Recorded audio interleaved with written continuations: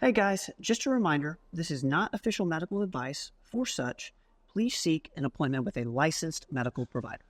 Hi, this is Dr. Tom Rogers coming to you with a weekly podcast of the Common Sense MD. Today I've got something really special, something I'm thinking about doing, have been thinking about doing for really a couple of years, but I've been almost afraid to. As you know, I've been censored in the past about my views from COVID and the vaccine, etc.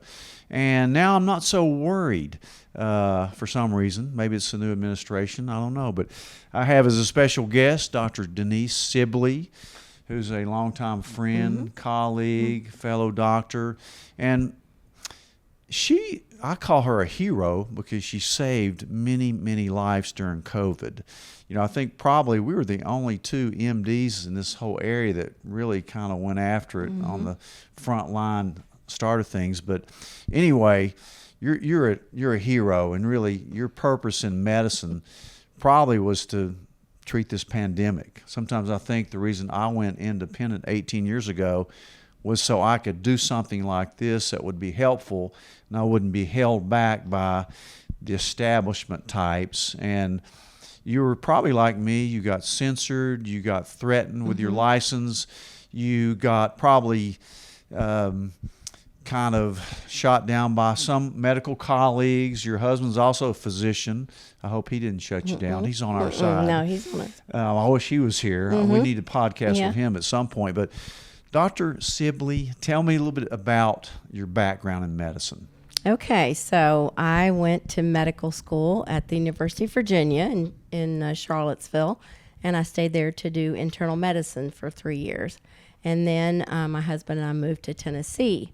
I grew up a Virginia girl, and so I'm board certified. I got board certified right out of internal medicine in 1989, and went to work with a group that was then called the medical group, and it morphed into State of Franklin Healthcare.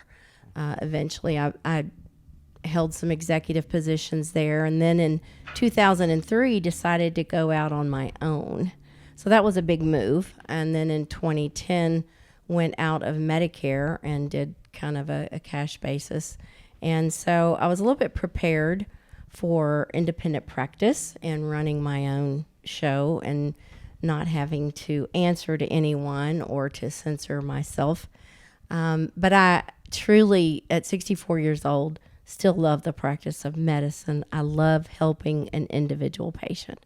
And this COVID, the last 5 years, which we're almost at 5 years now, we're 4 years into the vaccine, has just been rejuvenating for me. I know that sounds odd, but it's like the way we practiced when I first got out of school, and the camaraderie, the collegiality, the sharing of ideas with our group of physicians who think critically and think outside the box. And that's what I've enjoyed most about this last 5 years, is treating thousands of patients. I'm over 8,000 patients in COVID illness and over 1,000 of vaccine injury. So it's really been an invigorating time, and I've learned to be a better doctor, to think more critically, and to read literature in a way I've never been able to read it before.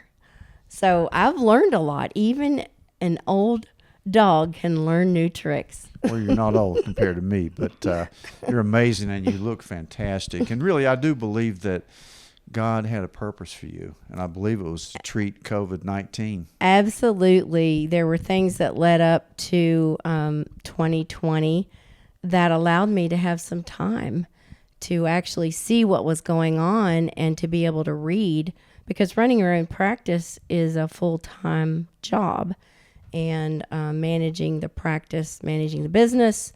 I was doing my own dictation, my own charts. I still had paper charts.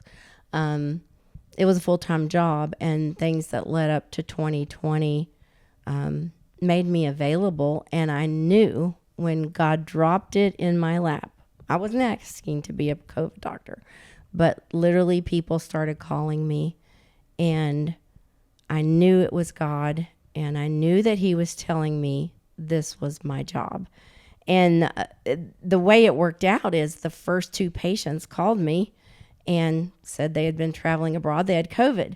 So I said, well, I think in 2003 we used hydroxychloroquine, or I didn't treat people at that time, but I knew about the circumstances. I knew Fauci had written a paper about chloroquine, hydroxychloroquine treatment of SARS-CoV-1, because there was a SARS-CoV-1.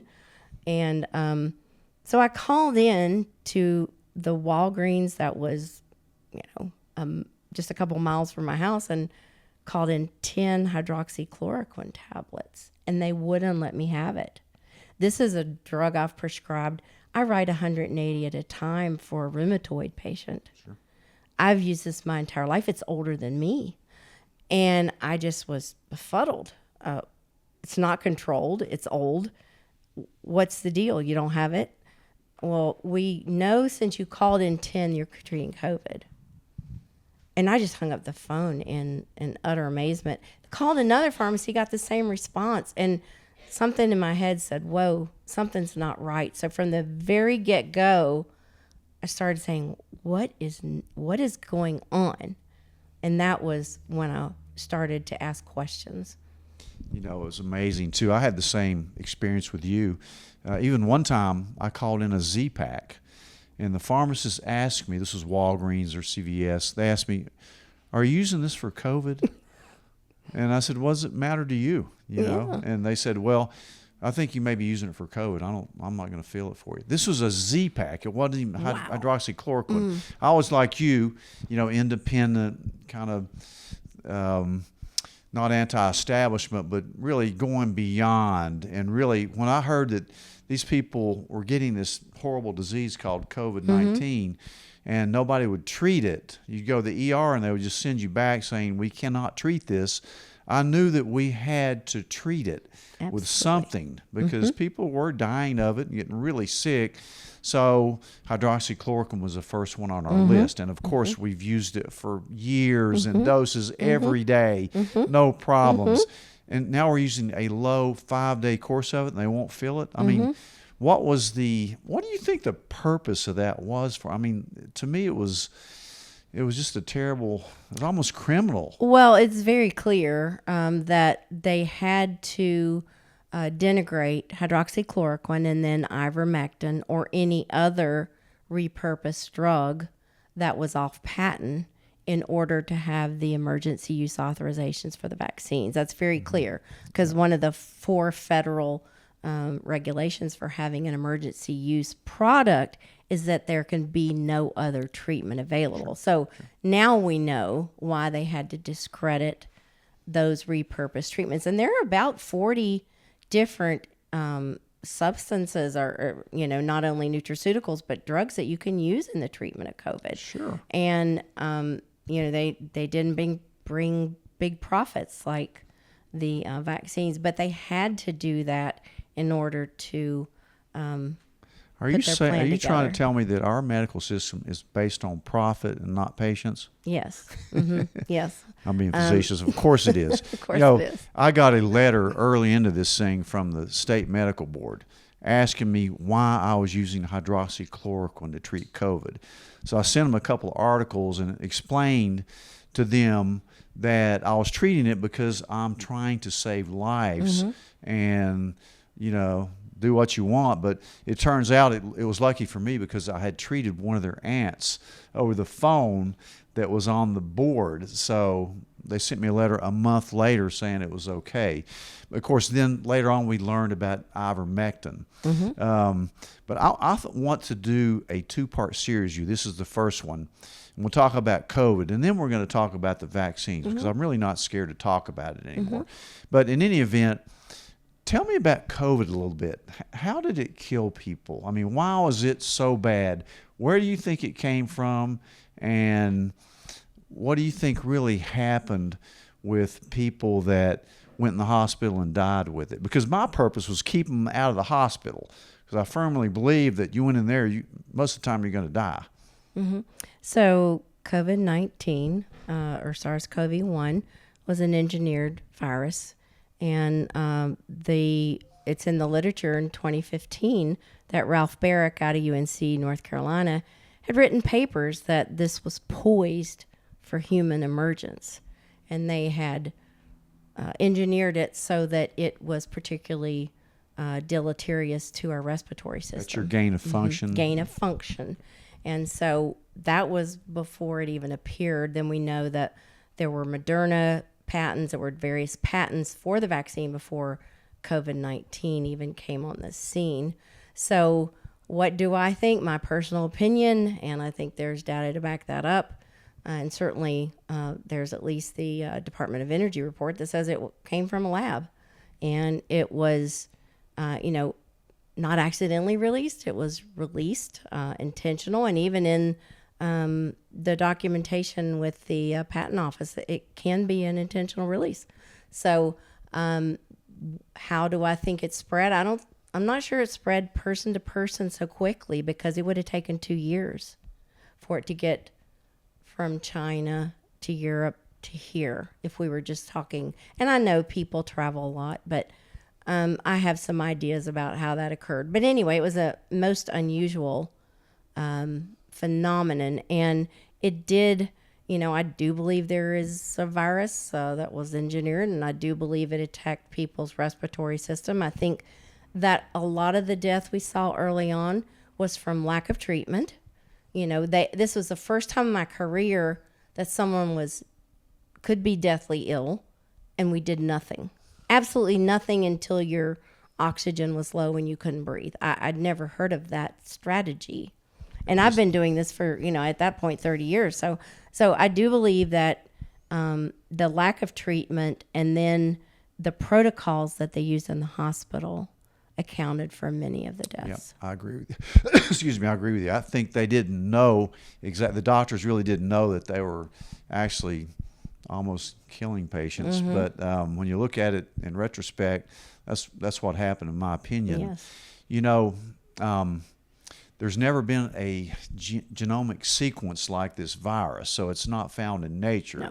So we know it didn't evolve from That's bats. why it's patentable, because you can't patent a natural, like a tree that occurs in nature or anything that's natural. You can't patent it.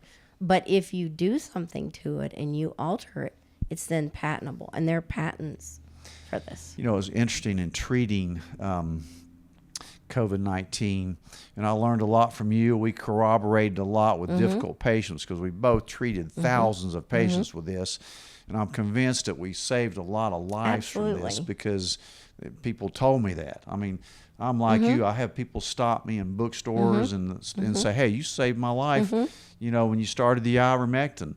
But in any event, we learned kind of, as it progressed a little bit, how we needed to treat people, and we used a lot of different things, like you talked about, from quercetin to colchicine to not just ivermectin. But one thing you taught me that really came in handy, and I know saved lives, was we used very high doses of prednisone, steroids. Correctly, and I learned that from Dr. Chetty in South Africa, who had made that known to the FLC, the Frontline Critical Care Consortium. And I actually contacted him, got his white paper, and listened to everything that he had said. And I had never used that much prednisone or a steroid in an illness. But, we use it a lot in respiratory illnesses, because we do get bronchospasm, or kind of an asthma-like effect with respiratory illness. So it wasn't new to use it, but he taught me that you really need to go up super high to keep these people out of trouble. And I did it. I mean, he taught me along with other doctors, and I saw the proof of it working. And it's estimated that 85% of the people who did pass away from COVID would have been saved if we would have used these early treatment protocols. And there were a number of them. Dr. Zelenko, McCullough, Dr. Pierre Corey, and Paul Merrick. Everybody had, but they were all using sort of the same things, nutraceuticals and some repurposed. Yeah, which we use every day in medicine anyway. Drugs it's perfectly that are legal. Safe. We've, 1987, ivermectin was FDA approved. Chloroquine and hydroxychloroquine have been, around longer than me. So we're not talking about newfangled things we didn't know about. We knew the mechanism of action of these We things. had those drugs available from the get-go. Yes, absolutely. And yet they relied on a vaccine to wipe it out, which didn't work. Correctly. But in any event, we used a lot of inhaled budesonide, which I think helped a lot. Absolutely. Some people used hydrogen peroxide inhalations, very high dose vitamins. We gave a lot of IV vitamin C treatments and even oxygen, really anything to keep you out of the hospital, because when you went in the hospital, the typical scenario for a sick patient, again, COVID-19 was 99 point something percent survivable anyway. But for those people that were compromised and ended up in the hospital, what happened, what I saw was they put too much pressure in the PEEP. They blew their lungs and they'd get chest tubes. In the meantime, they were giving them remdesivir, which 50% of the time would shut their kidneys down. So they're now on dialysis. They're circling the drain. Right. They're just going down the tubes when Exactly. really it's too late, and the treatment was so bad. And, I became, as an internist for so long, when we had a really sick patient, if your oxygen was low and you were having trouble breathing, my first response is, well, you need to go to the ER and I'll, see you there or whatever. That was my response. But now that was the last place you wanted to go. And people quickly learn that. I learned that. And so I was forced to become comfortable with treating people. At one time, I had 38 people on oxygen at home, in high flow situations. And I had to become comfortable with people on multiple meds in multiple places. Sometimes I'd go to their house, whatever I had to do. But it was like, I felt like I was in a war, and I felt like I was in a MASH unit, and you had kind of, makeshift things, but it worked. It worked. And keeping them out of the hospital was the best thing I could do. And then to meet up with them, say, out, and I got Christmas greetings from lots of folks. I'm sure you did. From the last 4 and 5 years that, it's been 4 or 5 years since I've talked to them, but they continue to remember Well, you me at saved their Christmas. lives. And to have a reunion and just start crying because you made it through and you were on 5 diabetic medicines and you made It's it. a lot of management. Yes. It's not just here's It your was- medicine. and You're plus talking I'm to these giving you people 200 daily. milligrams of prednisone and you're a diabetic, and we made it. It's We exactly made it, right. and we just cry, and it's so rewarding because I still love helping each patient, and that's what God put me on this earth to do. And exactly. I know that because she also did it for free. I did. And that's the most amazing thing, that you're in a position to do this, and it just has to be like God ordained God you to do put this. it in my lap, and I literally, I don't hear voices from heaven, but I felt in my soul, you will do this without remuneration, without financial gain, so that nobody can say that you are doing this for financial gain. And I was in a position where I could, I could do that. I have a nice husband, and he takes care of me, and I did it for God and for my citizens of Tennessee, and for anybody that called me. The telemedicine rules relaxed so that we could treat in any state, and boy, did I. Yep. I wish they were still in effect. They just took it back from us. So, Right. So, I felt it was a calling from God, and I definitely felt that that's what I was supposed to do, and I don't regret it. And I can say I did not do this for anything but God's purpose and for helping people, which is why I went into medicine in the first place. I agree with you 100%. Boy, medicine's gotten off track. Oh, yes. Hopefully it's going to get back on track now that this really woke people up. So people don't trust our medical system so much anymore. And, they should trust it to some extent because it's great. We can do great things, but there's a lot of bad things, profit motives, big pharma, the FDA, the CDC, now our government trying to be in charge of your health, which we've shown that doesn't work. But in any event, you did a great thing, and I'm so proud of you. Before we end this segment, tell me, we still have COVID. I mean, I heard you calling in ivermectin today. Yes, They're still right. around. It doesn't As I seem was to be on as, your doorstep. You sure were. It doesn't seem to be as deleterious to people's health now. You know, I don't even test for it much anymore. I don't think the tests work very well. Anyway, what's your feeling about what's going on now?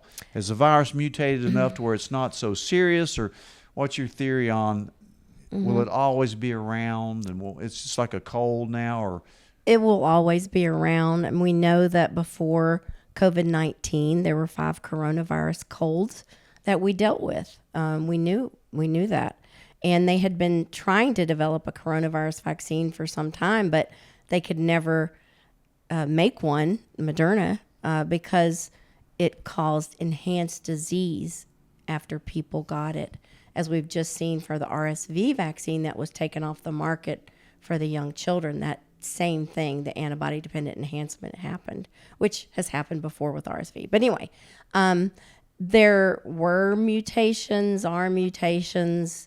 Have there been new releases? You know, who knows? It was very strange how we went to Omicron with so many changes in its genetic structure all of a sudden. It was a very quick transition. But anyway, it's either a smart virus or you have some mad scientists behind it. But anyway, it's going to always be here. It's going to be a respiratory infection. We deal with it. We treat it. There are some recent studies that have come out that have shown that the vaccinated have a twice as high mortality with COVID now after a year. And we know that the vaccine, if it did anything, that the help that it gave you was quickly over, and it waned within weeks to months. And so there was just a study that came out that showed twice the mortality. And I believe that was out of Brazil. I just read it this morning. But so do people still have trouble with COVID? Some of the vaccinated do, not to the extent that we saw in 2020 and 2021, but there are still people. And, here in Tennessee, since May of 2022, you can walk into about 40 pharmacies here and get ivermectin without a prescription. So there's no excuse for anyone That's exactly right. That's an not have their amazing ivermectin. drug for cancer purposes, for viruses. It's just amazing. I certainly take it. It has anti-inflammatory, antiviral, anti-cancer, and, of course, anti-parasitic activity. And it's a natural substance like penicillin and aspirin. Yep. It was found in the soil of a Japanese golf course. I mean... That's right. It's very natural. safe. Yes. It's very safe. You can take it if you're breastfeeding. It's very safe. It's super, super safe. We have, since 1987 it's been FDA approved. We have lots of use. We have billions of people treated. In Africa, where it first gained, its prominence in treating river blindness, or onchocerciasis is what it's called, they allowed non-medical folks to give it out. That's how safe it was. Sure. And they take it all the time. And so, we have experience with these repurposed drugs. And here in Tennessee, we literally have folks coming from all over the world to get our ivermectin. Thank God we live in Tennessee, the only state in the country. I get as the collaborator for these pharmacies, I get every person's sheet of their address, where they're from, that come to get ivermectin, and they're from every state. They're from Canada. They're from Europe. They fly in to get ivermectin. I've heard many people say, I went from Missouri to Tennessee to get some ivermectin or whatever. Sure. I mean, I have proof from all the folks, because I get every single, I have to. That's part of the law. I get every single sheet of these folks. So I know where they come from. That's amazing. And it's been a phenomenal thing that happened in 2022. We fought it hard, and I paid dearly. As you know, the American Board of Internal Medicine came after me for my board certification. I have a perfect record. Perfect record. Never had anything ever on my record. but yet they said I was a misinformation spreader, and I was promoting ivermectin, and I was talking bad about the vaccine, and so they came after me. And after a 2-year legal battle, which cost me a lot of money, they did take my certification, but that's not my license. You don't even my need license is protected in Tennessee by the omnibus session that we had in 2021. Thank you, Representative Halsey. So our license are protected in Tennessee, but my board certification that says I'm an expert in internal medicine was taken. Now I got another board to certify me, so I am still board certified. But that one was in cahoots with the CDC and the government, and there was money. I mean, it's very well documented, the money that went between ABIM and CDC. And that was horrible, but you should wear that as a badge of honor because you did the right thing. You'll always know that, and your patients certainly, whose lives you saved, know that. So who cares about that? Yeah, who cares? I mean, it's, it hurt me because I never did anything wrong, but in the big scheme of things, does it change what I do? No. If I wanted to bill insurance, it would hurt me. Well, but I'm not billing insurance. I don't bill insurance either. I'm doing everything for free. Well, you are an amazing person, Dr. Sibley. Thank you so much for everything you did. We're going to get into the vaccines at another time, but stay tuned for that because that's going to be really interesting. So congratulations on everything you've done. Thank you from everybody that you helped, and you're doing medicine for the right reasons. And thank God so for are that. you. Thank you for being my colleague. Thank you. We'll see you guys next week.